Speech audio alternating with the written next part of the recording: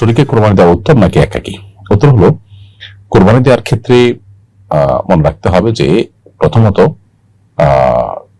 কোনটাতেই invest বেশি হচ্ছে, পরিশ্রম বেশি হচ্ছে এবং অর্থ ব্যয় বেশি হচ্ছে, সেটার স্বভাব বেশি হবে। কারণ ইন্না আইজামাল জাযাই মা আইজামাল বালা, হাদিসে বর্ণিত হয়েছে, নবী সাল্লাল্লাহু আলাইহি ওয়াসাল্লাম বলেছেন যে কোনো কাজের বিনিময় পাওয়ার ক্ষেত্রে, সওয়াব পাওয়ার ক্ষেত্রে কষ্ট যত বেশি হবে বা পরিশ্রম যত বেশি হবে বা আপনার ব্যয় যত বেশি হবে, সব পরিমাণ তত বেশি হবে। সো সাধারণত শরিকানা কোরবানির চাইতে একাকী কোরবানি যদি কেউ দেন, তাহলে গরু, মহিষ, ওট এগুলো যদি একাকী দেন, তাহলে শরিকি দেওয়ার চাইতে উত্তম।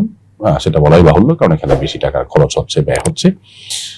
আবার ছাগল দেওয়ার ক্ষেত্রে সাধারণ অবস্থাতে আপনার একটা ছাগল, এটার চাইতে যদি কোনো গরুর একটা শরিকে টাকা বেশি যায়, গোশতের পরিমাণ বেশি হয় এবং সব মিলিয়ে যদি সেখানে তার অংশগ্রহণটা বেশি থাকে, তাহলে সেটা উত্তম হবে।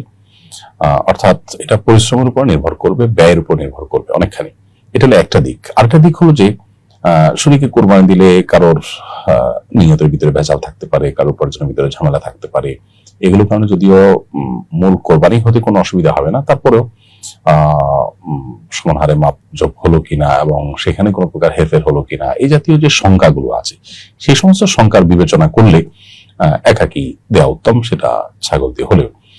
বাট এইটার কারণে যে কোরবানি হওয়া না হওয়ার ব্যাপার তা না, এটা হলো জাস্ট সন্দেহের ঊর্ধ্বে ওঠা বা ইখতিলাফের ঊর্ধ্বে ওঠা। সেই জায়গা থেকে ছাগল বা এই জাতীয় কোনো কিছু একাই কোরবানি দিলে সেটি উত্তম হতে পারে, এটা আরেকটা দিক। আর সবের কম বেশি বিষয়টা হলো যে নির্ভর করে যেখানে যত বেশি ব্যয় হবে, যেখানে যত বেশি পরিশ্রম থাকবে, সেটার সব বা বিনিময় তত বেশি হবে।